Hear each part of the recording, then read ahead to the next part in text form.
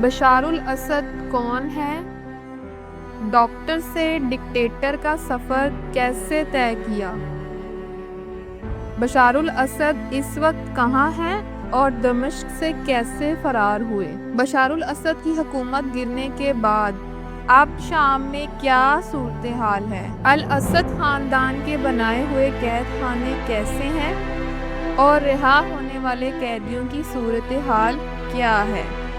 बिस्मिल्लाहिर्रहमानिर्रहीम। अस्सलामु अलैकुम नाज़रीन, शाम की ताज़ा तरीन सूरत हाल के साथ मैं आपकी खिदमत में हाजिर हूँ।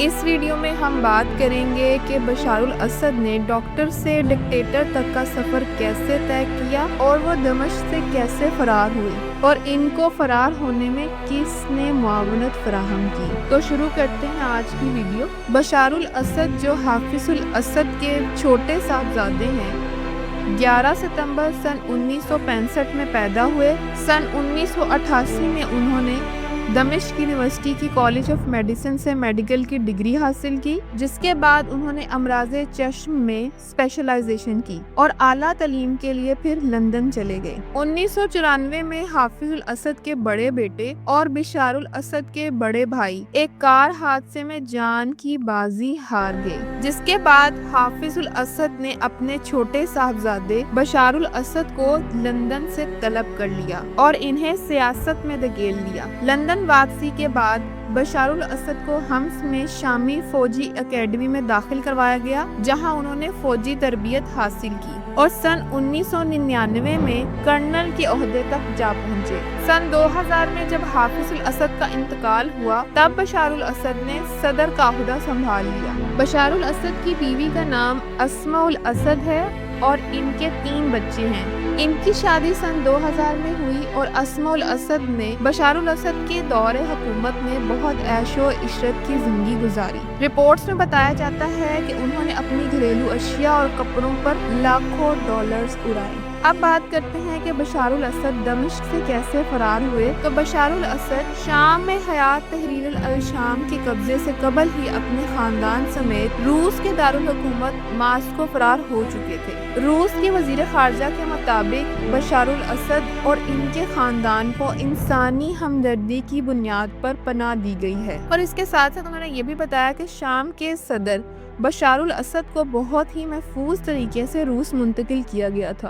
बशार उल असद का शाम से रूस तक का सफ़र बहुत ही पुरअसरार था। पहले खबर आई कि बशार उल असद अपने महल में नहीं है और इनका तैयारा परवाज कर चुका है। फिर कुछ देर बाद इत्तला आई कि इनका तैयारा फिजा में बुलंद होते ही रडार से बाहर हो गया है और लापता है। फिर ये खदशा जाहिर किया गया कि शायद ये तैयारा किसी हादसे का शिकार हो चुका है, लेकिन अगली ही सुबह बशार उल असद की मास्को पहुंचने की तस्दीक कर दी गई। यूं बशार उल असद पूरी दुनिया को धोखा देकर बच निकलने में कामयाब हो गए। बशार उल असद को दरअसल एक कार्गो तैयारे के जरिए दमिश्क से मास्को मुंतकिल किया गया था। इसके लिए ना कोई सदारती तैयारा यूज किया गया और ना ही किसी मुल्क की एयरलाइन यूज की गई। और रिपोर्ट्स के मुताबिक दमिश्क से मास्को में फरार होने से पहले ही बशार उल असद ने मास्को में 20 अपार्टमेंट्स खरीदे, जिनकी रिपोर्ट्स के मुताबिक मालियत 3 मिलियन पाउंड से ज्यादा बताई जा रही है। अब अल असद खानदान की हुकूमत गिरने के बाद शाम के लोगों ने बहुत ज़्यादा खुशी का इजहार किया। सोशल मीडिया पे बहुत सी वीडियोस वायरल हुई जिसमें शाम के लोग बशार उल असद के महल में दाखिल हुए, वहाँ से कीमती मलबूसात, हैंडबैग, सूटकेस और कीमती फनूस, कलीन, फर्नीचर वगैरह लूटते नजर आए। अब बात करते हैं अल असद खानदान के बनाए हुए कैद खानों की। अल असद खानदान के बनाए गए कैद खाने बहुत ही खौफनाक हैं, जिनमें कैदियों को टॉर्चर करने और हलाक करने के लिए मुख्तलिफ हरबे इस्तेमाल किए जाते थे। इनमें से एक कैद खाने का नाम सदनाया जेल है। सदर बशार उल असद की हुकूमत गिरने के बाद शामी बागियों ने जेलों में कैद अफराद को रिहा कर दिया। रिपोर्ट्स के मुताबिक इन कैदियों में ऐसे लोग भी शामिल हैं जो काफी अरसे से इस जेल में बंद थे और इनमें से बहुत से कैदियों को ग़िज़ाई किल्लत और बीमारियां हैं। इन बीमारियों में हाइपेटाइटिस और टीबी जैसी बीमारियां शामिल हैं। जिन डॉक्टर्स ने इन कैदियों को विजिट किया वो ये खदशा जाहिर कर रहे हैं कि अगर इन कैदियों ने पेट भरकर खाना खाया تو ان کی ہلاکت ہو سکتی ہے۔ وجہ یہ بتائی جا رہی ہے کہ ان قیدیوں نے کافی عرصے سے پیٹ بھر کر کھانا نہیں کھایا، جس کی وجہ سے ان کے جسم میں غذائی قلت ہے۔ اگر یہ پیٹ بھر کر کھانا کھائیں گے تو یہ غذائی اجزاء ان کے جسم پر منفی اثرات ڈالیں گے۔ اس بیماری کو ری فیڈنگ سنڈروم کہتے ہیں۔ رپورٹس کے مطابق ان جیلوں میں انسانوں کے ساتھ جانور جیسا سلوک کیا جاتا تھا۔ اس وقت شام میں اپوزیشن جماعت اقتدار میں ہے اور 3 دن کے کرفیو کے بعد شام کے لوگ معمولات زندگی پر واپس آ رہے ہیں۔ شام میں بینک اور بازار دوبارہ کھل گئے ہیں اور لوگ خود کو پہلے سے بہت زیادہ محفوظ محسوس کر رہے ہیں۔ شام کے باغیوں کے قبضے کے بعد شام میں ایک عارضی حکومتی سیٹ اپ کے قیام پر کام جاری ہے۔